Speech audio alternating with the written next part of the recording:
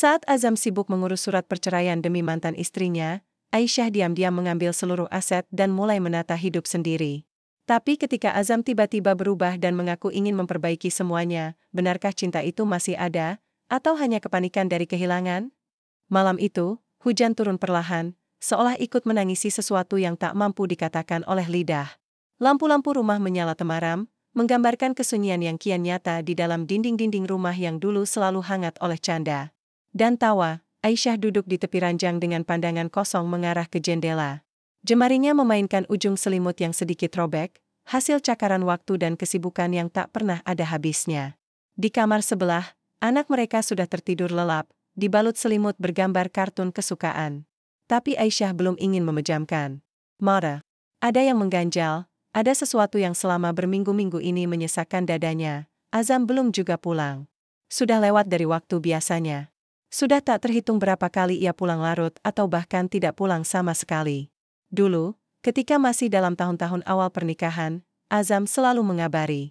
Bahkan kalau hanya terlambat 15 menit saja, ia akan mengirim pesan panjang berisi alasan, permintaan maaf, dan janji untuk segera pulang.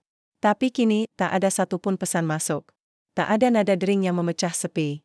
Hanya keheningan. Aisyah menunduk. Matanya panas, bukan karena mengantuk, tapi karena terlalu lama menyimpan sesuatu yang berat. Ia tahu, ada yang berubah dalam diri Azam. Bukan hanya sikap, tapi juga tatapan.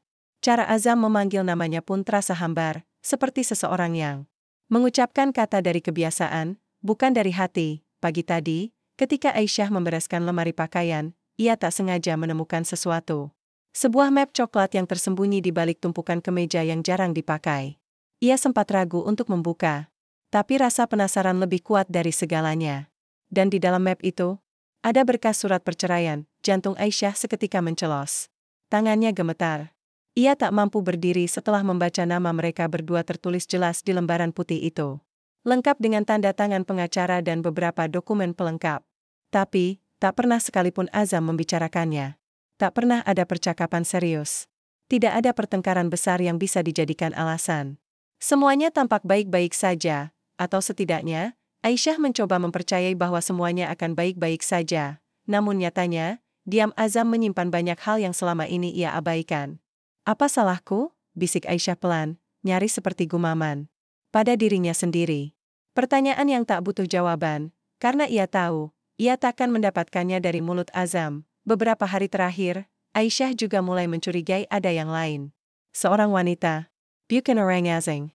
Justru seseorang dari masa lalu Azam, mantan istrinya. Nama yang dulu sempat membuat Aisyah ragu untuk menerima lamaran Azam. Tapi karena janji dan kasih sayang yang ditunjukkan Azam, ia menepis semua ketakutan itu. Kini, justru nama itu kembali hadir. Bukan hanya sebagai kenangan, tapi kemungkinan. Menjadi masa depan Azam kembali. Aisyah tahu, ia tak bisa terus diam. Tapi ia juga tak tahu harus memulai dari mana. Setiap kali ia mencoba mengajak bicara, Azam selalu sibuk. Ponselnya terus berbunyi. Pekerjaan, katanya. Tapi naluri seorang istri tak bisa dibohongi. Ada yang lebih dari sekadar pekerjaan.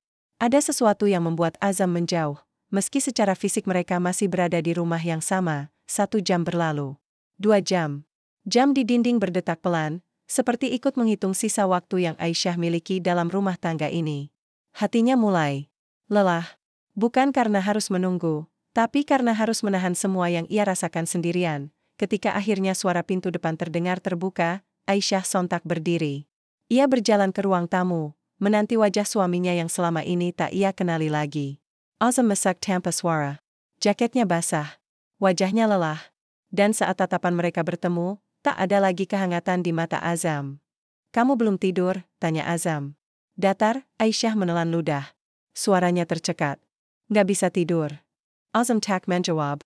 Ia berjalan melewati Aisyah begitu saja dan menuju kamar mandi. Tak ada pelukan, tak ada tanya. Hanya hening yang semakin menyesakkan. Aisyah berdiri di tempat, mencoba memahami kenapa semuanya bisa berubah secepat ini. Dulu, lelaki itu adalah segalanya. Kini, ia merasa seperti orang asing di rumah sendiri. Setelah Azam keluar dari kamar mandi, ia langsung menuju kamar. Aisyah mengikutinya, tapi langkahnya berat. Ia duduk di tepi ranjang, sementara Azam merebahkan diri dengan punggung. Menghadap. Azam. Suara Aisyah lirih. Hanya itu balasannya. Aku nemu surat di lemari. Azam tak menjawab. Apa kamu beneran mau ninggalin aku? Azam menggila napas. Lama. Sangat lama. Aku capek, Syah. Besok kita bicarakan. Aisyah menahan napas. Matanya mulai berkaca-kaca. Kalau kamu memang udah nggak sayang, bilang sekarang. Aku nggak bisa terus nunggu dalam diam.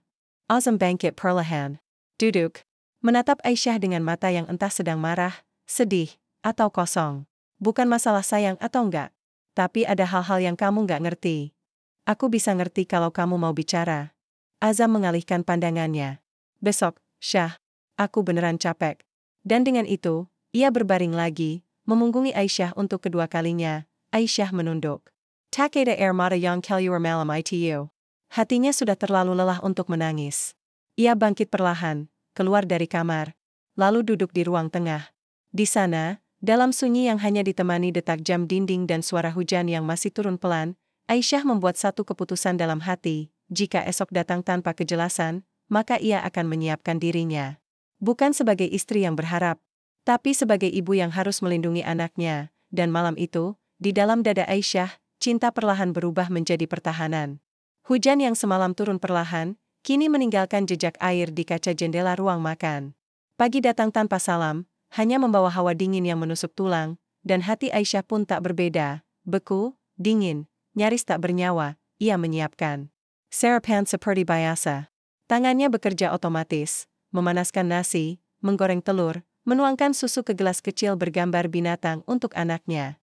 Tapi pikirannya melayang, tak berpijak pada apapun di sekitarnya. Setiap dentingan sendok di atas wajan terdengar seperti gema dari kehampaan yang lama ia simpan. Azam duduk di meja makan.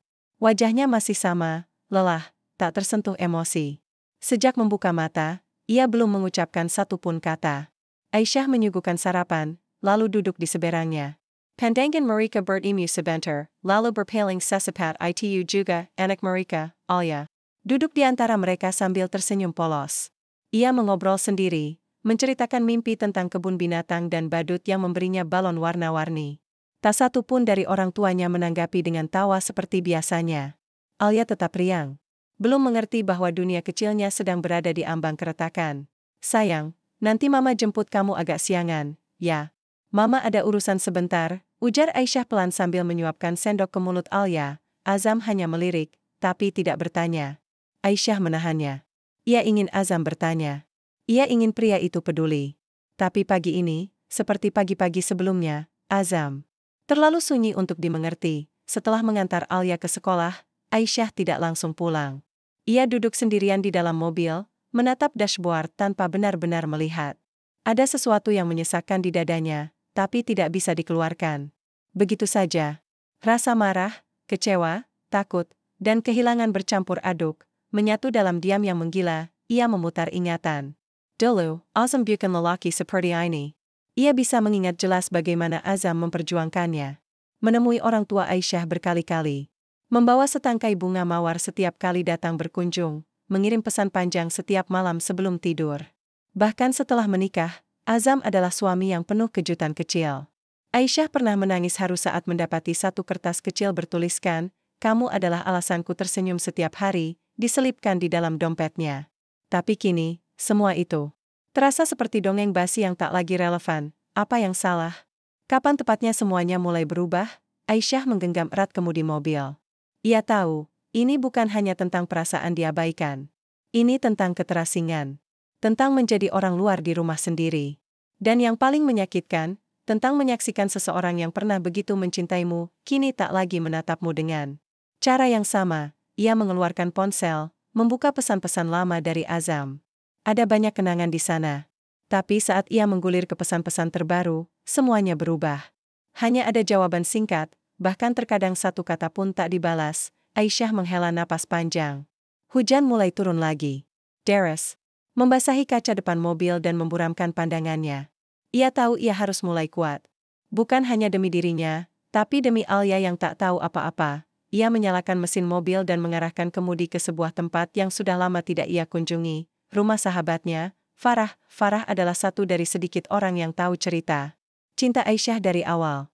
Mereka berteman sejak kuliah, dan Farah selalu menjadi pendengar yang setia. Ketika Aisyah mengetuk pintu dan wajah Farah muncul dari balik pintu dengan senyum hangat, Aisyah tak bisa menahan air matanya. Ia langsung memeluk. Farah erat, seperti seorang anak kecil yang mencari perlindungan. Aku nggak kuat, Rah. Bisik Aisyah, tubuhnya gemetar. Farah membawanya masak, menayadu teh hangat, dan menunggu Aisyah tenang sebelum bertanya apa pun. Ketika akhirnya Aisyah bercerita tentang berkas perceraian, tentang Azam yang semakin menjauh, dan tentang kemungkinan kehadiran mantan istri Azam kembali dalam hidup mereka, Farah hanya mengangguk dengan mata berkaca-kaca. Aku selalu takut kejadian ini akan datang, Syah, ujar Farah pelan. Azam itu terlalu punya ruang kosong yang belum selesai waktu kalian nikah. Tapi kamu cinta, dan kamu yakin bisa menutup lukanya dengan kasih sayangmu. Aisyah mengangguk. Dan aku gagal, ya? Bukan gagal. Kamu hanya terlalu percaya kamu bisa menyembuhkan seseorang yang gak pernah benar-benar sembuh. Kalimat itu menampar. Tapi ada benarnya. Aisyah mencintai Azam dengan tulus. Ia berpikir, selama ia sabar dan setia, cinta mereka akan cukup untuk bertahan. Tapi Kenyuton tak semudah itu. Aku takut, Rah, kalau aku bertahan, aku bisa hancur. Tapi kalau aku pergi, aku kehilangan semuanya. Farah menggenggam tangan Aisyah. Yang paling penting sekarang, kamu gak kehilangan dirimu sendiri. Kata-kata itu bergema lama di kepala Aisyah. Ia pulang sore itu dengan hati yang masih berat, tapi dengan satu niat yang mulai tumbuh di dalam dirinya, ia harus bersiap. Apa pun yang akan terjadi, ia tidak boleh lagi menjadi wanita yang hanya diam dan menunggu. Malamnya, Azam pulang lebih awal. Tapi tetap tak banyak bicara. Ia hanya menyapa Alia, kemudian makan malam tanpa sepatah kata pada Aisyah. Seolah-olah Aisyah hanya bagian dari perabot rumah yang sudah biasa ia lihat setiap hari. Saat Azam mandi, Aisyah membuka laci di meja kerja Azam. Ia mencari sesuatu. Ia ingin tahu lebih banyak tentang siapa wanita itu, mantan istri Azam yang kini kembali. Ia membuka satu folder di laptop Azam yang tak terkunci, dan di sanalah ia melihatnya, foto, beberapa potret Azam dan mantan istrinya. Diambil belum lama ini. Dengan latar tempat yang Aisyah kenal. Tempat Azam bilang sedang rapat luar kota. Tapi kenyataannya, ia pergi bertemu wanita itu. Aisyah menutup laptop perlahan. Tubuhnya gemetar. Tapi kali ini, ia tidak menangis. Ada sesuatu yang lebih dingin dari air mata. Sesuatu yang bernama ketegasan. Malam itu, saat Azam tertidur, Aisyah duduk sendiri di ruang tamu. Ia mulai menulis daftar. Bukan daftar belanja. Bukan rencana liburan. Tapi daftar aset. Apa saja yang ia pegang, apa yang bisa ia lindungi, karena ia tahu, cinta tidak bisa terus dipaksakan. Tapi harga diri, tak boleh diabaikan. Dan saat hujan turun kembali di luar sana, Aisyah menatap jendela dengan mata yang tak lagi rapuh. Ia belum tahu apa yang akan terjadi. Tapi satu hal pasti, ia takkan membiarkan dirinya hancur tanpa melawan. Matahari bersinar redup, seakan tahu bahwa hari itu bukan milik kebahagiaan. Langit tampak menggantung berat, mendungnya nyaris menetes, namun menahan diri seperti Aisyah yang sejak pagi menahan tangis yang ingin sekali tumpah. Hari itu, ia tidak berangkat ke toko tempatnya biasa membantu usaha kecil-kecilan milik temannya. Ia menghabiskan waktu duduk di ruang tengah sambil menata ulang file, buku tabungan, dan segala dokumen penting yang ia miliki.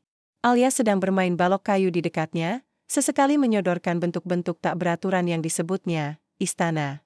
Mama, Aisyah tersenyum kecil, tapi hatinya masih bergolak. Hari-hari belakangan ini semakin memaksanya sadar bahwa ia bukan hanya seorang istri, tapi juga seorang ibu. Dan ketika status istri semakin rapuh digerus pengabaian, status sebagai ibu justru semakin menguatkan tekadnya. Ia mengusap kepala Alia pelan. Kamu mau rumah yang bahagia, kan, sayang? Alia hanya mengangguk tanpa benar-benar mengerti, lalu kembali menyusun balok-baloknya. Di kepala Aisyah, berbagai kemungkinan muncul silih berganti. Ia membayangkan skenario terburuk. Jika perceraian itu benar-benar terjadi, bagaimana kehidupan mereka setelahnya? Apakah Azam akan memperjuangkan hak asuh Alia? Atau justru sebaliknya, menyerahkan begitu saja? Tapi ia tahu, tidak bisa berasumsi berdasarkan kekhawatiran. Ia harus bersiap. Bukan menunggu keputusan dari seseorang yang bahkan tak lagi memandangnya sebagai pasangan. Siang itu, Aisyah mengunjungi kantor notaris lama yang dulu pernah membantu mereka mengurus dokumen properti kecil atas nama bersama. Ia pura-pura ingin menanyakan soal pengalihan nama. Di dalam hari, Ayah meminta. Mempelajari, sore harinya, ia bertemu dengan sahabat lamanya yang lain, Laras, seorang pengacara yang dulu sering menjadi tempat curhatnya saat kuliah. Di sebuah kedai kecil yang tenang, Aisyah memulai pembicaraan yang selama ini ia hindari. Aku nggak tahu harus mulai dari mana, Ras. Tapi aku butuh bantuanku sebagai teman, bukan pengacara. Laras menatapnya lekat-lekat. Aku dengar dari Farah. Kamu serius pertimbangkan jalan itu? Aisyah menggejut berbawahnya. Kalau aku nunggu Azam yang ngomong duluan, aku bisa hancur duluan, Ras. Dia udah siapkan surat itu. Dia cuma nunggu aku tahu dan menyerah. Dan kamu, tanya Laras pelan. Aku bukan tipe perempuan yang menyerah, tapi aku juga bukan perempuan yang akan bertahan tanpa harga diri. Laras tersenyum miris. Itu jawaban paling berani yang pernah aku dengar darimu, Syah. Aisyah menyeruput teh yang mulai dingin. Pandangannya jauh, tapi hatinya mulai terang. Ayah Tahwe Pieyong. Ia lakukan mungkin tidak akan diterima semua orang. Tapi ia sudah terlalu sering menyembunyikan luka di balik senyum, dan terlalu lama membiarkan cinta sepihak menggantung seperti tirai yang tak pernah dibuka. Ketika malam datang, rumah kembali diselimuti dingin. Azam pulang terlambat seperti biasa. Kali ini, tanpa basa-basi, langsung menuju kamar. Aisyah menyusul, tapi bukan untuk bertanya. Ia hanya meletakkan satu map putih di atas meja kerja Azam. Ini semua salinan dokumen yang kamu butuhkan kalau kamu benar-benar mau mengurus semuanya. Aku cuma nggak mau kamu cari-cari alasan kalau nanti bilang aku nggak siap. Azam menoleh, wajahnya datar. Kamu mulai main strategi, ya? Aisyah mengangkat bahu. Bukan strategi. Aku cuma belajar melindungi diri. Aku ibu dari anak kita. Itu cukup jadi alasan buat nggak diam terus. Azam menatap Aisyah lama. Lalu tertawa kecil. Tawa yang tidak lucu, hanya sinis. Kamu pikir kamu bisa paksa aku mundur dengan semua ini? Bukan kamu yang aku paksa mundur, Zam. Tapi diriku sendiri. Supaya nggak terus berharap pada sesuatu yang bahkan kamu sendiri udah lupakan. Azam berdiri. Tatapannya tajam. Kamu nggak ngerti apa-apa soal situasi ini, Syah. Coba jelasin, biar aku ngerti, tantang Aisyah. Azam terdiam. Detik demi detik berlalu tanpa jawaban. Lihat kan, lanjut Aisyah, suaranya mulai bergetar. Kamu selalu bilang aku nggak ngerti, tapi kamu nggak pernah ngajak aku untuk ngerti. Kamu ambil keputusan sendiri, kamu jalan sendiri, kamu tinggalin aku di tengah jalan sendirian. Azam membuka mulutnya, tapi menutup lagi. Seakan kata-kata terlalu berat untuk dikeluarkan, Aisyah menghela napas. Mulai sekarang, aku akan urus hidupku dengan caraku sendiri. Kamu boleh bilang aku berubah. Tapi perubahan ini bukan karena aku jahat, tapi karena kamu yang terlalu lama diam. Azam memandangi Aisyah, dan untuk pertama kalinya sejak berbulan-bulan, ada kilatan ragu di matanya. Tapi itu hanya sesaat. Ia kembali memalingkan wajah, mengambil handuk, lalu masuk ke kamar mandi tanpa sepatah kata pun. Aisyah terduduk di tepi ranjang. Ia tak menangis. Tidak lagi. Air matanya sudah habis. Yang tersisa hanyalah tekad untuk tidak jatuh lebih dalam. Di luar kamar, Alia mengetuk pintu sambil menggenggam boneka kecilnya. Mama. Alia mimpi buruk. Aisyah membuka pintu, lalu memeluk putrinya erat. Ia menggendongnya, membawa ke kamar, dan memeluknya dalam diam. Di pelukannya, Aisyah berbisik lirih, Mama nggak akan biarin kamu tumbuh dalam rumah yang penuh ketidakpastian. Kalau ini bukan lagi tentang cinta, maka ini tentang harga diri dan hidup kita, Nak. Dan malam itu, untuk pertama kalinya dalam hidupnya, Aisyah tidur dengan kepala tegak meski jiwanya luka. Karena ia tahu, ia telah menjadi seorang ibu yang tak lagi takut kehilangan, asal tidak kehilangan dirinya sendiri.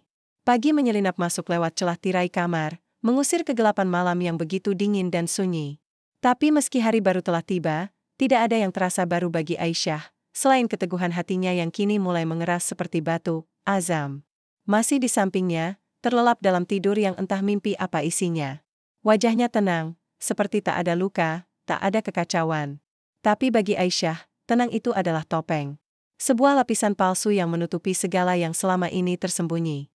Dan pagi ini, ia bertekad untuk mengelupas topeng itu sampai tak ada lagi yang tersisa. Usai menyiapkan sarapan dan mengantar Alia ke sekolah, Aisyah kembali ke rumah dengan napas panjang dan langkah yang mantap. Hari ini, semuanya akan ia buka. Tak ada lagi yang perlu ditutupi. Tak ada lagi rasa takut kehilangan. Sebab ia sadar, ia telah lebih dulu kehilangan banyak hal, termasuk dirinya sendiri. Azam duduk di ruang kerja, memeriksa berkas seperti biasa. Aisyah berdiri di ambang pintu, kita perlu bicara. Azam menoleh sekilas. Nanti saja. Aku lagi sibuk. Aisyah tidak bergerak. Sekarang, Zam, kalau kamu nggak buka mulut hari ini, aku yang akan keluar dari pintu rumah ini, dan nggak akan kembali. Azam mengangkat wajah, menatap Aisyah lama. Tak ada kejutan dalam matanya. Mungkin karena ia memang sudah menyiapkan diri untuk momen ini. Tapi Aisyah juga sudah siap. Lebih siap dari sebelumnya. Azam menghela napas. Baik. Duduklah. Aisyah. Tak duduk. Ia tetap berdiri, bersilang tangan di dada. Jelaskan. Semua. Tanpa dusta. Aku sudah tahu kamu kembali bertemu mantan istrimu. Aku sudah tahu kamu menyimpan surat perceraian. Yang aku belum tahu, apa kamu masih menganggap aku istrimu? Atau aku cuma penunggu waktu sampai kamu pergi? Azam mengusap wajahnya. Aku nggak tahu harus mulai dari mana. Mulai dari kenapa kamu sembunyi-sembunyi, padahal aku ini istrimu.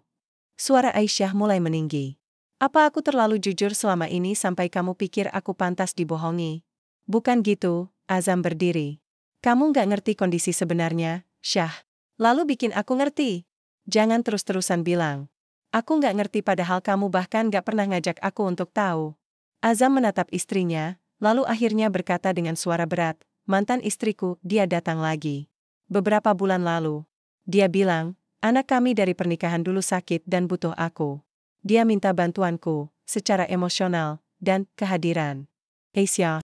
Menahan napas, aku ikut bantu, karena itu anakku juga. Tapi, saat kami mulai sering bertemu, aku merasa bingung. Aku nggak tahu ini rasa bersalah, atau ada sisa perasaan. Aisyah merasakan dadanya dihantam. Dan selama kamu bingung, itu, kamu tinggal di rumah ini, tidur di sebelahku, memeluk Alia seolah kamu utuh untuk kami. Azam tertundak. Aku nggak bermaksud nyakitin kamu, aku cuma nggak tahu harus bagaimana. Jangan bawa kata, nggak tahu, untuk lari dari tanggung jawab, bentak Aisyah, air matanya mulai mengalir. Kamu tahu apa yang paling menyakitkan? Bukan karena kamu punya perasaan pada perempuan lain, tapi karena kamu menganggap aku bisa terus bertahan dalam kebohonganmu. Azam mencoba mendekat, tapi Aisyah mundur. Aku nggak butuh pelukan dari orang yang bahkan nggak yakin mau tinggal atau pergi. Syah, dengar dulu, cukup. Aku udah dengar cukup. Aku cuma pengen tahu selama ini kamu pertimbangkan cerai itu dengan hati atau karena desakan. Mantan istrimu? Azam terdiam. Lama. Sangat lama, Aisyah menunduk. Kamu nggak bisa jawab karena kamu sendiri nggak yakin. Kamu nggak pernah benar-benar selesai dengan masa lalu, tapi kamu juga nggak pernah mau benar-benar mulai dengan masa depan. Azam menyetap mata, lalu berkata lirih, aku sayang kamu, saya. Tapi aku terjebak. Aku terjebak di antara dua kehidupan yang aku sendiri nggak bisa kendalikan. Aisyah menggeleng perlahan. Kamu bukan terjebak, Zam. Kamu memilih diam karena kamu pengecut. Kamu pikir dengan nggak bilang apa-apa, semuanya akan tetap utuh. Tapi ternyata, kamu cuma merusak dua sisi sekaligus. Keheningan jatuh. Di antara mereka, hanya suara jam dinding yang berdetak. Aisyah memalingkan wajah, lalu berjalan keluar dari ruang kerja. Tapi langkahnya terhenti saat Azam bersuara lagi, aku tahu kamu mulai ambil aset kita. Aku tahu kamu sudah mulai siapkan jalanmu sendiri. Aisyah menoleh tajam. Jadi kamu tahu. Dan kamu biarkan? Azam menggenggak pelan. Aku pikir, mungkin itu cara kamu melindungi diri. Dan aku nggak bisa marah soal itu. Air mata Aisyah kembali menetes. Tapi bukan karena sedih. Bukan karena kecewa. Tapi karena kebenaran akhirnya menyayat habis harapan yang tersisa. Aku dulu mencintaimu sepenuh hati, Zam. Tapi sekarang, aku harus mencintai diriku sendiri lebih dulu. Masuk ke kamar, lalu mengunci pintu. Azam tak menjejarnya. Mungkin karena ia tahu, pintu itu tak hanya menutup ruang, tapi juga perasaan yang selama ini Aisyah jaga baik-baik untuknya. Di dalam kamar, Aisyah duduk di tepi ranjang, menggenggam buku doa yang selalu ia bawa sejak menikah. Halaman-halamannya mulai lusuh. Ada noda air mata di sana. Tapi hari ini, ia membukanya bukan untuk menangis, melainkan untuk menguatkan hati. Ia tahu, perjalanan ke depan tidak akan mudah. Tapi ia juga tahu, ia tak bisa terus menunggu seseorang yang tak yakin ingin bertahan. Ketika malam datang, Aisyah tak keluar kamar. Azam tidur di ruang tamu. Tak ada perdebatan, tak ada permintaan maaf. hanya diam yang menjadi kesepakatan tak tertulis antara dua orang yang pernah saling mencintai, dan malam itu, untuk pertama kalinya, Aisyah berdoa bukan untuk mempertahankan rumah tangganya, tapi untuk membebaskan dirinya dari luka yang ia tak layak tanggung sendirian. Hening menjalar di seluruh sudut rumah. Matahari sudah setinggi bahu, tapi Aisyah belum keluar dari kamar. Ia duduk di depan cermin, menatap wajahnya sendiri yang tak lagi asing tapi juga bukan yang ia kenal. Lingkaran hitam di bawah mata, garis-garis tipis di kening, dan sorot yang tak lagi bersinar. Tapi di balik itu semua, ada ketegasan yang mulai tumbuh. Ia sudah tidak menunggu jawaban dari siapapun. Ia hanya butuh satu hal, keberanian untuk melangkah. Beberapa hari terakhir, Aisyah menyusun rencana hidupnya sendiri. Secara perlahan, ia memindahkan sejumlah dana dari rekening gabungan ke rekening pribadi. Ia mulai berkonsultasi dengan notaris dan pengacara secara rutin. Ia bahkan sudah mencari tempat tinggal alternatif jika akhirnya harus benar-benar keluar dari rumah ini, semua. Ia lakukan diam-diam. Tanpa air mata. Tanpa amarah. Karena ia tahu, kekuatan terbesar seorang perempuan bukan selalu di suara yang keras, tapi di keputusan yang diambil dalam diam. Pagi itu, setelah memastikan Alia berangkat sekolah dengan tenang, Aisyah pergi menemui Laras. Di dalam ruang kantor yang penuh dengan map hukum dan tumpukan dokumen, mereka duduk berdua dengan mata saling mengunci. "Kamu yakin dengan semua ini?" tanya Laras, suaranya pelan namun penuh perhatian. Aisyah mengangguk. "Aku nggak bisa hidup dalam ketidakpastian. Aku punya anak. Dan aku punya diri sendiri yang harus aku lindungi." Laras menyerahkan sebuah bundel kertas. "Ini semua udah siap. Kalau kamu tanda tangan, kita bisa ajukan hak perlindungan aset.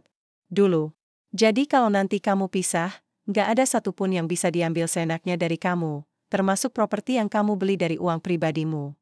Aisyah membaca setiap baris dengan teliti. Matanya berhenti di bagian akhir. Segala bentuk kekayaan pribadi atas nama Aisyah Nuraini dinyatakan sah sebagai harta pribadi yang tak bisa digugat. Lidahnya terasa pahit. "Ini bukan dokumen biasa. Ini seperti pagar yang ia bangun sendiri agar tidak terluka lebih dalam, Syah." Laras menatapnya dalam. "Kalau aku boleh jujur, aku masih lihat kamu sayang sama Azam." Aisyah menutup map perlahan. "Sayang? Ayah. Tapi cinta yang membuat kita hancur bukan cinta, Ras. Itu keterikatan yang menyakitkan. Dan aku nggak mau." Alia tumbuh dalam rumah yang penuh luka diam-diam. Saat ia keluar dari kantor Laras, langit mendung. Tapi tak ada hujan. Seperti hatinya, berat, tapi tidak jatuh. Di perjalanan pulang, ia tak sengaja melintasi taman kecil di ujung kota. Tempat itu dulu sering ia dan Azam kunjungi. Tempat Azam pertama kali melamarnya, berlutut di bawah pohon flamboyan yang kini tampak layu. Ia turun dari mobil. Berdiri di sana. Dan untuk pertama kalinya, kenangan itu tak membuatnya menangis. Ia hanya tersenyum kecil, pahit. "Terima kasih sudah pernah mencintaiku," bisiknya pelan. "Tapi sekarang aku harus mencintai diriku lebih dulu." Sesampainya di rumah, Aisyah terkejut menemukan Azam sudah ada di dalam. Duduk di ruang tamu. "Tak biasanya Azam pulang seperti itu." Tatapannya kosong, seperti seseorang yang baru saja kehilangan arah. "Aku tahu kamu udah bertemu pengacara," ujar Azam pelan. Aisyah meletakkan tasnya. Tidak terkejut. Tidak kaget. "Kamu memata-matai aku." "Bukan memata-matai. Aku cuma tahu kamu pasti mulai bergerak. Aku bisa lihat dari cara kamu bersikap. Kamu bukan Aisyah yang dulu lagi." Aisyah menatap mata suaminya. "Kamu baru sadar sekarang?" Azam berdiri. Ia mengambil map dari dalam tas kerjanya, lalu menyerahkannya kepada Aisyah. "Ini semua surat yang pernah aku simpan. Tentang perceraian. Tentang aset. Tentang perjanjian yang dulu sempat aku buat tanpa sepengetahuanmu." Aisyah membukanya dengan tangan gemetar. Ia menemukan dokumen-dokumen itu tidak lengkap. Beberapa di antaranya sudah disobek, beberapa lainnya kosong. Hanya tinggal sisa-sisa niat yang tampaknya tak pernah benar-benar jadi. "Aku nggak pernah benar-benar ngurus perceraian itu, Syah. Aku ragu. Tapi aku juga pengecut. Aku pikir dengan diam, semuanya akan selesai sendiri." Aisyah memandangnya dengan tatapan datar. "Kamu terlambat, Zam. Terlalu banyak luka yang sudah aku telan. Dan terlalu banyak waktu yang aku buang untuk menunggu kamu bicara." Azam menggeleng, matanya mulai berkaca-kaca. "Aku tahu. Dan aku nggak berharap kamu memaafkan aku sekarang. Tapi kamu harus tahu, mantan istriku itu datang bukan hanya untuk anak kami. Dia ingin kami kembali. Tapi aku sadar, aku udah nggak ada di sana lagi. Aku hanya terlalu lemah untuk bilang tidak. Asia terdiam. Hatinya gemetar, tapi wajahnya tetap teguh. Lalu sekarang kamu datang ke aku sebagai apa? Tanyanya. Tajam, Azam menjawab lirih, sebagai suamimu. Yang ingin memperbaiki semuanya, kalau kamu masih mau membuka sedikit saja pintu itu, Aisyah menunduk. Tapi kamu sudah membuatku membangun tembok yang tinggi, Zam. Pintu itu tertutup bukan karena aku tak ingin membukanya, tapi karena kamu terlalu lama berdiri di luar. Azam mendekat. Tapi kali ini, Aisyah mundur. Aku nggak bisa terima kamu kembali dengan tangan kosong. Kamu harus berjuang. Bukan dengan kata-kata, tapi dengan tindakan. Kalau kamu sungguh mau menebas semua ini, buktikan.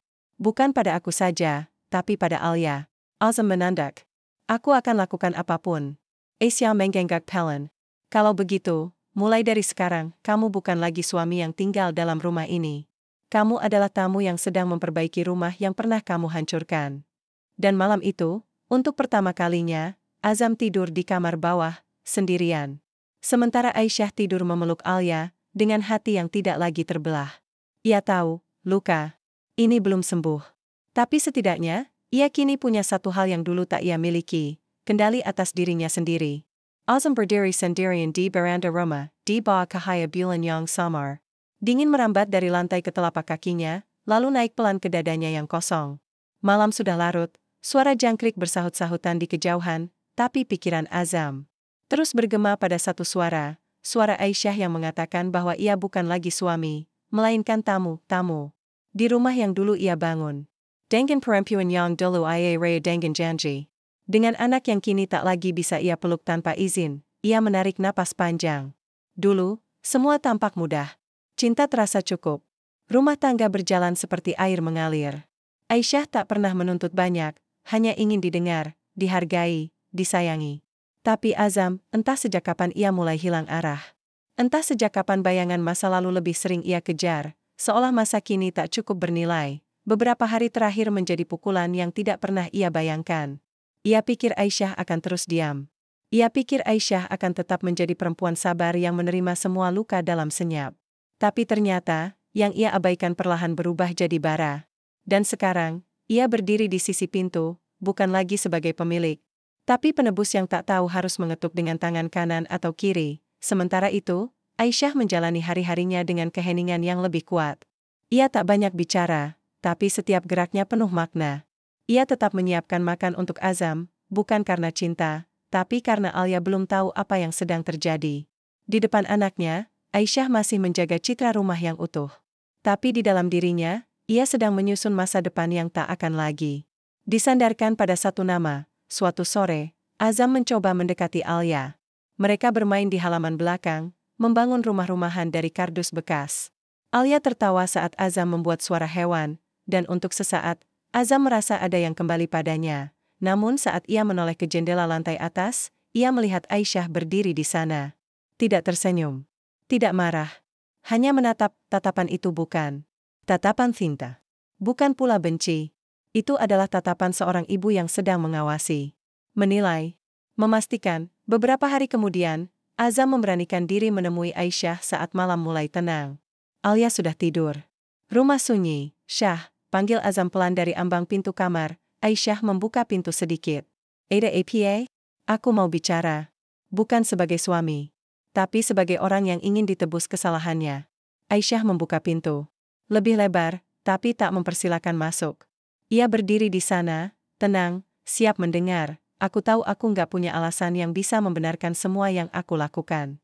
Aku tahu, selama ini aku menaruh kamu di tempat yang salah.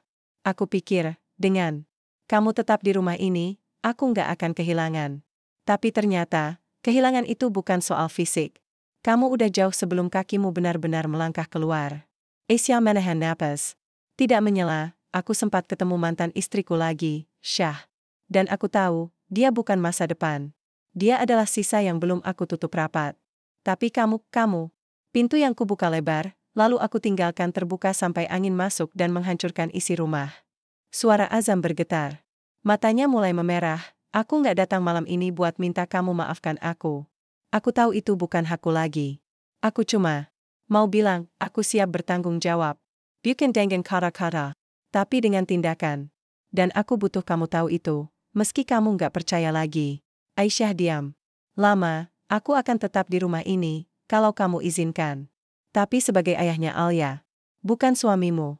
Sampai kamu sendiri yang memutuskan apa kamu mau aku di sisimu lagi, atau tidak sama sekali. Azam menandak. Lalu berbalik pergi, tapi suara Aisyah menghentikannya. Zam. Ia menoleh, aku sudah nggak butuh kata cinta, atau janji. Aku cuma butuh waktu. Dan selama kamu di sini, tunjukkan bahwa kamu berubah bukan karena takut kehilangan, tapi karena kamu sadar sudah salah terlalu lama. Azam menggenggak. Matanya. Besa. Aku akan tunjukkan. Keesokan harinya, Azam mulai bangun lebih pagi dari biasanya. Ia membantu Aisyah menyiapkan sarapan. Ia mengantar Alia ke sekolah. Ia bahkan menyapu halaman, hal yang dulu tak pernah ia sentuh. Bukan karena ingin mendapat pujian, tapi karena itu satu-satunya cara untuk menebus diamnya selama ini. Laras sempat menghubungi Aisyah untuk menanyakan kelanjutan dokumen perlindungan aset. Tapi Aisyah meminta penundaan, aku belum memutuskan. Ras. Tapi aku sudah tidak lagi takut. Karena apapun yang terjadi, aku sudah siap. Dan aku sudah punya kendali atas hidupku sendiri. Farah pun sempat datang berkunjung. Ketika melihat rumah Aisyah yang kini lebih tenang, ia berkata, kamu terlihat beda, Syah. Kamu lebih berdiri. Aisyah hanya tersenyum. Karena kali ini, aku berdiri di atas kakiku sendiri. Bukan bayangan orang lain. Malam kembali turun. Azam duduk di kamar bawah, menatap foto kecil Alia di ponselnya. Dalam senyap, ia berdoa agar waktu memberinya kesempatan. Bukan untuk kembali dicintai, tapi untuk pantas dipercaya lagi. Di lantai atas, Aisyah duduk di meja kecilnya, menulis sesuatu. Di atas buku harian yang dulu sudah lama ia tinggalkan. Tangannya menari, menuliskan kalimat yang keluar dari hatinya sendiri. Aku tidak tahu apakah kami akan kembali bersama. Tapi aku tahu, jika aku kembali, itu bukan karena aku lemah. Melainkan karena aku memilih. Dan pilihan itu, milikku, sepenuhnya. Azam berdiri sendirian di beranda rumah, di bawah cahaya bulan yang samar. Dingin merambat dari lantai ke telapak kakinya, lalu naik pelan ke dadanya yang kosong. Malam sudah larut, suara jangkrik bersahut-sahutan di kejauhan, tapi pikiran Azam terus bergema pada satu suara, suara Aisyah yang mengatakan bahwa ia bukan lagi suami, melainkan tamu. Di rumah yang dulu ia bangun. Dengan perempuan yang dulu ia raya dengan janji. Dengan anak yang kini tak lagi bisa ia peluk tanpa izin, ia menarik napas panjang. Dulu, semua tampak mudah. Cinta terasa cukup. Rumah tangga berjalan seperti air mengalir. Aisyah tak pernah menuntut banyak, hanya ingin didengar, dihargai, disayangi. Tapi Azam, entah sejak kapan ia mulai hilang arah. Entah sejak kapan bayangan masa lalu lebih sering ia kejar, seolah masa kini tak cukup bernilai. Beberapa hari terakhir menjadi pukulan yang tidak pernah ia bayangkan. Ia pikir Aisyah akan terus diam. Ia pikir Aisyah akan tetap menjadi perempuan sabar yang menerima semua luka dalam senyap. Tapi ternyata, yang ia abaikan perlahan berubah jadi bara. Dan sekarang, ia berdiri di sisi pintu, bukan lagi sebagai pemilik, tapi penebus yang tak tahu harus mengetuk dengan tangan kanan atau kiri. Sementara itu, Aisyah menjalani hari-harinya dengan keheningan yang lebih kuat. Ia tak banyak bicara, tapi setiap geraknya penuh makna. Ia tetap menyiapkan makan untuk Azam, bukan karena cinta, tapi karena Alia belum tahu apa yang sedang terjadi. Di depan anaknya, Aisyah masih menjaga citra rumah yang utuh. Tapi di dalam dirinya, ia sedang menyusun masa depan yang tak akan lagi disandarkan pada satu nama. Suatu sore, Azam mencoba mendekati Alia. Mereka bermain di halaman belakang, membangun rumah-rumahan dari kardus bekas. Alia tertawa saat Azam membuat suara hewan, dan untuk sesaat, Azam merasa ada yang kembali padanya. Namun saat ia menoleh ke jendela lantai atas, ia melihat Aisyah berdiri di sana. Tidak tersenyum. Tidak marah. Hanya menatap. Tatapan itu bukan tatapan cinta. Bukan pula benci. Itu adalah tatapan seorang ibu yang sedang mengawasi. Menilai. Memastikan. Beberapa hari kemudian, Azam memberanikan diri menemui Aisyah saat malam mulai tenang. Alia sudah tidur. Rumah sunyi. Syah, panggil Azam pelan dari ambang pintu kamar. Aisyah membuka pintu sedikit. Ada apa? Aku mau bicara. Bukan sebagai suami, tapi sebagai orang yang ingin ditebus kesalahannya. Aisyah membuka pintu. Lebih lebar, tapi tak mempersilakan masuk. Ia berdiri di sana, tenang, siap mendengar. Aku tahu aku nggak punya alasan yang bisa membenarkan semua yang aku lakukan. Aku tahu, selama ini aku menaruh kamu di tempat yang salah. Aku pikir, dengan kamu tetap di rumah ini, aku nggak akan kehilangan. Tapi ternyata, kehilangan itu bukan soal fisik. Kamu udah jauh sebelum kakimu benar-benar melangkah keluar. Asia menahan napas. Tidak menyela, aku sempat ketemu mantan istriku lagi, Shah. Dan aku tahu, dia bukan masa depan. Dia adalah sisa yang belum aku tutup rapat. Tapi kamu. Pintu yang kubuka lebar, lalu aku tinggalkan terbuka sampai angin masuk dan menghancurkan isi rumah. Suara Azam bergetar. Matanya mulai memerah, aku nggak datang malam ini buat minta kamu maafkan aku. Aku tahu itu bukan hakku lagi. Aku cuma mau bilang, aku siap bertanggung jawab. Bukan dengan kata-kata, tapi dengan tindakan. Dan aku butuh kamu tahu itu, meski kamu nggak percaya lagi. Aisyah diam. Lama, aku akan tetap di rumah ini, kalau kamu izinkan. Tapi sebagai ayahnya Alia, bukan suamimu.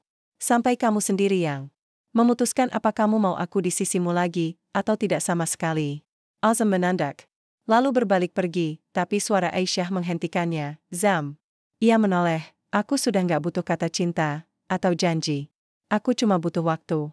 Dan selama kamu di sini, tunjukkan bahwa kamu berubah bukan karena takut kehilangan, tapi karena kamu sadar sudah salah terlalu lama. Azam menggenggak. Matanya. Besa. Aku akan tunjukkan. Keesokan harinya, Azam mulai bangun lebih pagi dari biasanya. Ia membantu Aisyah menyiapkan sarapan. Ia mengantar Alia ke sekolah. Ia bahkan menyapu halaman, hal yang dulu tak pernah ia sentuh. Bukan karena ingin mendapat pujian, tapi karena itu satu-satunya cara untuk menebus diamnya selama ini. Laras sempat menghubungi Aisyah untuk menanyakan kelanjutan dokumen perlindungan aset. Tapi Aisyah meminta penundaan, aku belum memutuskan. Ras. Tapi aku sudah tidak lagi takut. Karena apapun yang terjadi, aku sudah siap. Dan aku sudah punya kendali atas hidupku sendiri. Farah pun sempat datang berkunjung. Ketika melihat rumah Aisyah yang kini lebih tenang, ia berkata, kamu terlihat beda, Syah. Kamu lebih berdiri. Aisyah hanya tersenyum. Karena kali ini, aku berdiri di atas kakiku sendiri. Bukan bayangan orang lain. Malam kembali turun. Azam duduk di kamar bawah, menatap foto kecil Alia di ponselnya. Dalam senyap, ia berdoa agar waktu memberinya kesempatan. Bukan untuk kembali dicintai, tapi untuk pantas dipercaya lagi. Di lantai atas, Aisyah duduk di meja kecilnya, menulis sesuatu.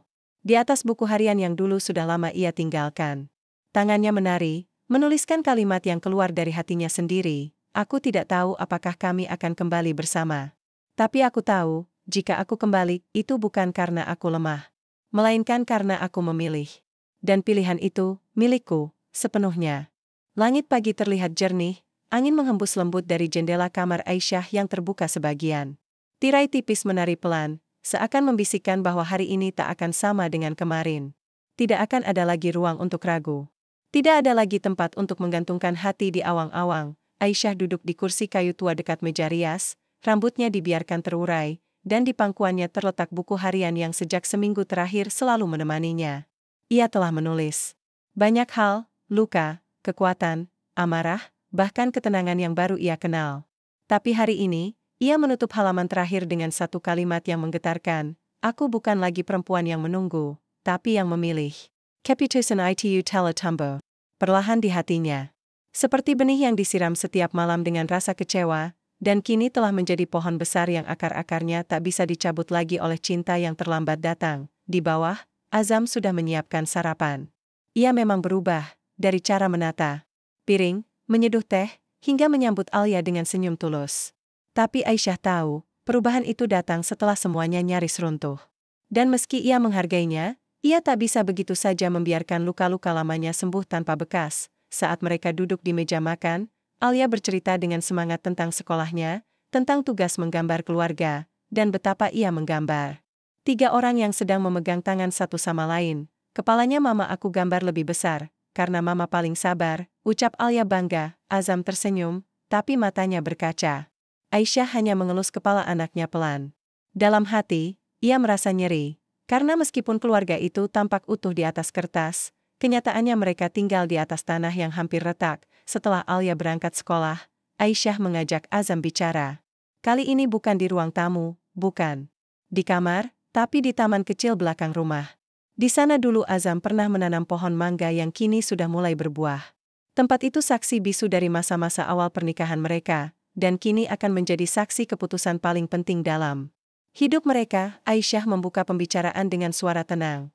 Aku sudah lihat semua perubahanmu, Zam. Aku tahu kamu sungguh-sungguh ingin memperbaiki semuanya. Azam mengangguk pelan, tidak berani menyela. Aku juga sadar, kita pernah saling mencintai. Kita punya anak yang jadi pengikat paling kuat.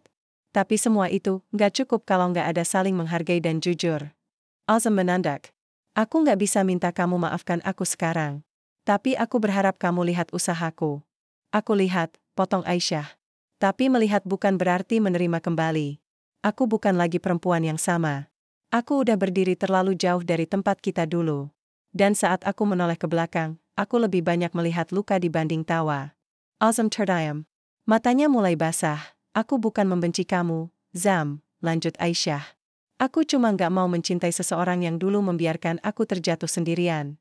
Suara Azam peka. Syah, jadi kamu nggak akan beri aku kesempatan? Aisyah menarik napas panjang. Pandangannya lurus menembus mata Azam. Aku akan selalu beri kamu ruang untuk jadi ayah bagi Alia. Tapi untuk jadi suami, tidak sekarang. Mungkin tidak pernah lagi.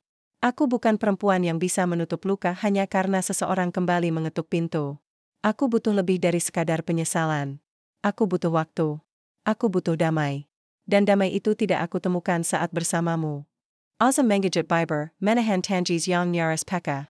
Tapi ia tahu, kali ini ia tidak bisa memaksa. Aku akan pergi dari rumah ini. Biar kamu dan Alia bisa punya ruang yang lebih tenang. Tapi aku nggak akan lari dari tanggung jawab. Aku akan tetap jadi ayah. Dan kalau suatu hari kamu mau lihat aku lagi, sebagai laki-laki yang lebih pantas, aku akan ada, katanya lirih. Aisyah hanya mengangguk. Tidak menjawab. Karena jawaban yang ia berikan hari ini bukan dari bibir, tapi dari langkah yang telah ia ambil sejak jauh sebelum kata-kata diucapkan. Beberapa hari kemudian, Azam resmi pindah dari rumah itu. Ia mencari tempat tinggal tidak jauh dari sekolah Alia, agar tetap bisa menjemput dan mengantar anaknya. Ia menjaga rutinitas sebagai ayah dengan penuh tanggung jawab. Tapi tak sekalipun ia masuk ke rumah tanpa izin. Sementara itu, Aisyah mulai membangun kehidupannya dari awal. Ia memperluas usaha kecilnya, mulai membagi waktu dengan lebih sehat, dan membuka kelas daring untuk ibu-ibu yang ingin mandiri finansial.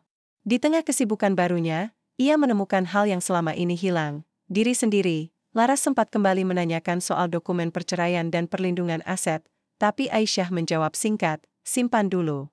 Aku sudah tahu apa yang jadi milikku. Dan apa yang tak lagi pantas aku pertahankan. Suatu malam, Alia bertanya pelan saat sedang diselimuti, Mama, Papa kenapa sekarang tinggal di rumah lain? Aisyah menatap mata anaknya. Karena kadang, orang dewasa butuh waktu untuk belajar. Jadi lebih baik.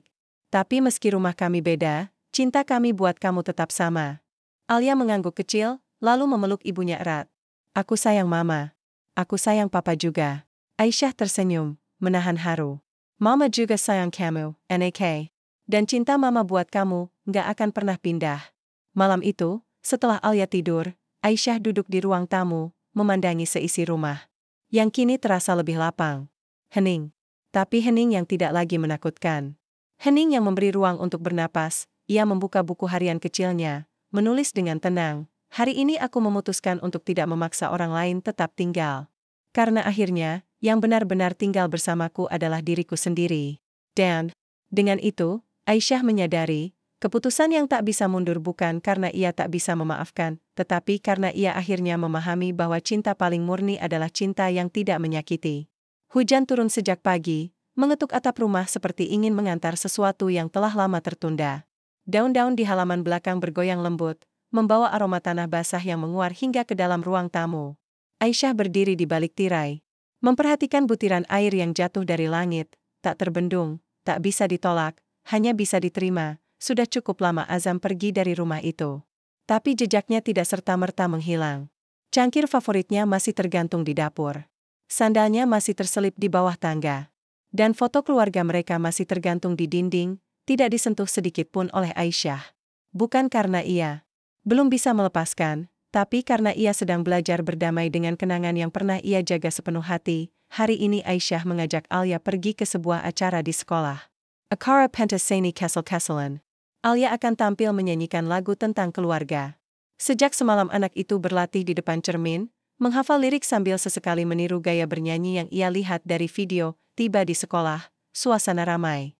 Anak-anak berlarian, guru-guru sibuk memberi arahan, dan para orang tua duduk di deretan kursi penonton.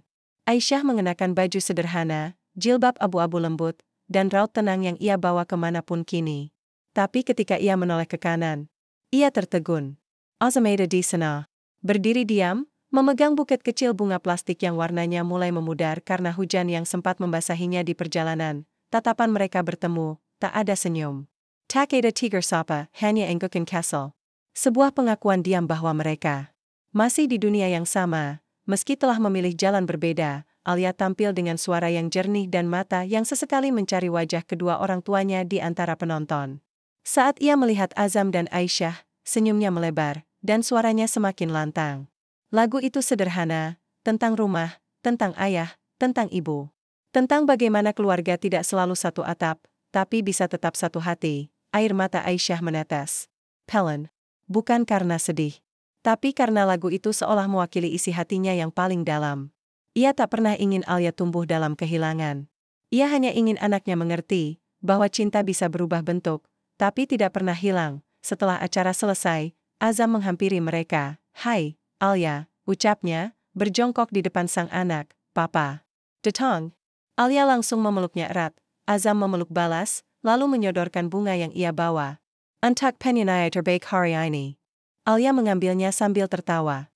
"Terima kasih, Papa." Aisyah berdiri beberapa langkah di belakang. Menatap pemandangan itu dengan hati yang sudah tidak terbakar seperti dulu. Luka yang dulu menganga kini mulai mengering, menyisakan bekas yang tidak menyakitkan saat disentuh. "Terima kasih sudah datang," ucap Aisyah datar saat Azam berdiri. Azam mengangguk. "Aku nggak mau melewatkan hari pentingnya Alia." Hening. Sejenak Azam memberanikan diri bertanya, "Apa aku boleh ikut makan siang bersama kalian? Kalau kamu tidak keberatan." Aisyah menatapnya. Wajah yang dulu ia cintai tanpa syarat, kini terasa seperti cermin masa lalu yang tak bisa lagi ia pecahkan, tapi juga tak ingin ia simpan. Ia menoleh ke Alia. "Mau makan siang sama Papa?" Alia langsung mengangguk riang. Aisyah menarik napas. "Baiklah. Tapi kita makan di luar. Di tempat umum. Bukan di rumah." Azam menangkap maksud kalimat itu. Ia tidak mengeluh. Tidak memohon. Hanya mengangguk lagi, menerima kenyataan bahwa meski mereka bisa berjalan berdampingan, mereka tidak akan lagi berjalan dalam satu tujuan yang sama. Mereka makan di sebuah rumah makan kecil di pinggir kota. Tempat yang ramai tapi kakap hangat. Alia duduk di tengah, tertawa sambil menyuapi nasi ke piringnya sendiri. Sesekali Azam membantu, sesekali Aisyah mengelap mulut anaknya dengan tisu. Mereka terlihat seperti keluarga utuh. Padahal mereka bukan lagi itu. Setelah makan, saat Alia tertidur di kursi mobil, Aisyah dan Azam duduk berdua di bangku taman yang bersebelahan dengan area parkir. Hujan sudah reda, menyisakan aroma basah yang masih terasa segar. "Aku tahu aku udah kehilangan hakku sebagai suami," ujar Azam perlahan. "Tapi aku masih ingin punya kesempatan jadi bagian dari kalian." Dalam bentak APA pun. Aisyah mengenggak Pelen. "Kamu tetap ayah dari anakku. Dan itu nggak akan berubah. Tapi aku nggak lagi punya ruang untuk memulai dari titik yang sama. Rumah ini sudah berbeda, Zam. Aku bahkan sudah mulai merasa nyaman tinggal di dalamnya sendiri." Azam menatap tanah, lalu berkata lirih, "Apa kamu benar-benar nggak akan buka pintu itu lagi?" Aisyah menoleh padanya, matanya bening tapi tegas. "Rumah kita dulu adalah rumah tanpa nama, Zam. Kita sebut rumah hanya karena kita tinggal bersama. Tapi sekarang, aku ingin rumahku punya nama. Nama yang kuberi sendiri. Bukan dari seseorang yang datang dan pergi sesuka hati." Azam terdiam. Ia menerima kata-kata itu seperti seseorang yang menerima kebenaran pahit, bukan untuk dilawan, tapi untuk diingat. Malam itu, Aisyah menulis lagi di bukunya. Tulisannya lebih tenang, tidak lagi penuh dengan goresan emosi. "Ia menulis, Azam bukan lagi rumah. Tapi bukan berarti ia musuh. Ia adalah jalan yang pernah aku lewati. Jalan yang mengajarkan aku cara membangun rumahku sendiri, dengan tanganku, dengan pilihanku. Rumah yang kini tak lagi takut kosong. Karena aku sudah penuh." Dan tepat saat menutup halaman itu, suara hujan kembali turun. Tapi kali ini, Aisyah tidak merasa dingin. Ia mengambil selimut, membenarkannya di atas tubuh Alia yang tertidur, lalu duduk di sisi ranjang sambil memandangi langit malam. Rumah itu sunyi. Tapi bukan sepi, rumah itu tak lagi menyimpan luka. Ia menyimpan kekuatan, rumah itu tak punya nama dari pernikahan. Tapi punya makna dari perjuangan, dan Aisyah tahu, di rumah itu, ia tak sendiri. Karena ia telah kembali pulang, pada dirinya sendiri. Langkah demi langkah Aisyah menuruni anak tangga, pagi itu terasa lebih ringan dari biasanya. Bukan karena hari libur, bukan karena suasana rumah yang tenang. Tapi karena untuk pertama kalinya sejak pernikahannya mulai retak, ia merasa damai, bukan damai yang dipaksakan, tapi damai yang tumbuh perlahan dari luka yang sudah ia terima, pahami, dan biarkan sembuh tanpa buru-buru. Alia masih tidur pulas di kamar atas, dipeluk kehangatan matahari pagi yang menyusup dari celah jendela. Di bawah, Aisyah menyiapkan sarapan sederhana, roti bakar, susu hangat, dan semangkuk buah segar. Tak ada hal istimewa, tapi semua dikerjakan dengan hati yang tak lagi terbebani oleh pertanyaan-pertanyaan menyakitkan seperti dulu. Setelah semuanya tersaji, ia duduk di meja makan. Bukan untuk makan lebih dulu, tapi untuk menulis, bukan di buku harian kali ini, melainkan di selembar kertas putih yang baru ia siapkan tadi malam. Sebuah surat. Tapi bukan surat cinta.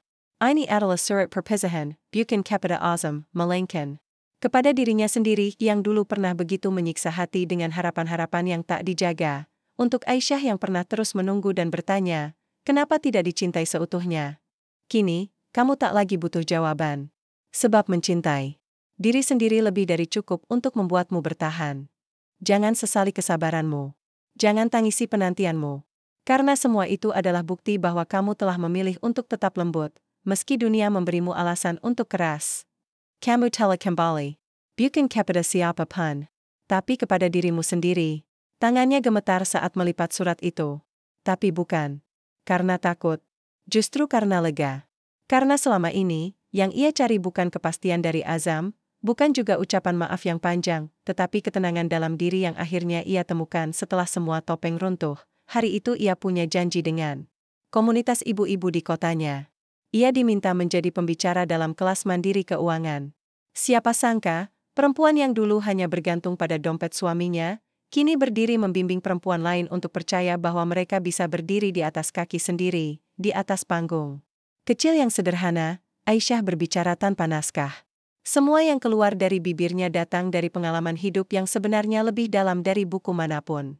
Para ibu mendengarkannya dengan mata berbinar. Beberapa menangis, beberapa mengangguk, beberapa bahkan mencatat setiap kata. Dulu, aku pikir perempuan harus selalu bertahan dalam rumah tangga apapun keadaannya, ujar Aisyah di hadapan puluhan mata yang penuh empati. Tapi ternyata, kadang perempuan juga harus tahu kapan berhenti berlari mengejar seseorang yang tak menoleh. Bukan karena menyerah, tapi karena sadar, ada jalan lain yang lebih layak diperjuangkan, yaitu mencintai diri sendiri, agar tidak mencintai orang yang salah berkali-kali. Tepuk tangan menggema. Bukan karena pidatonya luar biasa, tapi karena keberanian yang ia bawa. Di panggung itu telah menjadi cermin bagi banyak jiwa yang pernah merasa tak cukup. Selesai acara, seseorang dari panitia menyerahkan bingkisan kecil, sebuah notebook, pena elegan, dan sebuah plakat kayu bertuliskan, perempuan yang kuat bukan yang tak pernah menangis, tapi yang tetap melangkah meski hatinya pernah remuk. Aisyah tersenyum. Hadiah itu bukan untuk kebanggaan, tapi sebagai penanda bahwa jalannya sejauh ini tidak sia-sia. Malam harinya, saat ia dan Alia duduk berdua di balkon, memandang bintang, Alia bersuara pelan, "Mama, Papa tadi kirim video. Dia bilang, dia nonton Mama dari kejauhan pas di panggung. Dia bangga sama Mama." Aisyah menoleh. "Kamu senang Papa nonton?" Alia mengangguk. "Tapi aku lebih senang Mama bisa bikin orang lain semangat." Aisyah memeluk Alia erat, mengecup ubun-ubunnya. "Mama nggak akan bisa sampai sini kalau bukan karena kamu." Alia menatap ibunya. "Mama nggak sedih Papa nggak tinggal bareng lagi?" Aisyah tersenyum. "Dulu iya, tapi sekarang tidak. Karena Mama sudah tahu yang tinggal di rumah ini bukan cuma tubuh, tapi jiwa yang saling menjaga." Alia tertawa kecil. "Aku janji akan selalu jaga Mama." Dan malam itu, dengan kepala yang bersandar pada bahu putrinya, Aisyah menatap langit malam. Tanpa lagi merasa kehilangan. Ia telah mengikhlaskan masa lalu, memeluk kenyataan, dan membuka pintu masa depan tanpa bayangan siapapun di belakangnya. Tak lama kemudian, ia kembali membuka lembar surat yang tadi pagi ia tulis. Tapi kali ini, ia menambahkan satu baris baru. Di bagian paling akhir, aku bukan lagi Aisyah yang dahulu. Kini aku adalah Aisyah yang kembali pulang ke diri sendiri, dan tak akan pernah hilang lagi.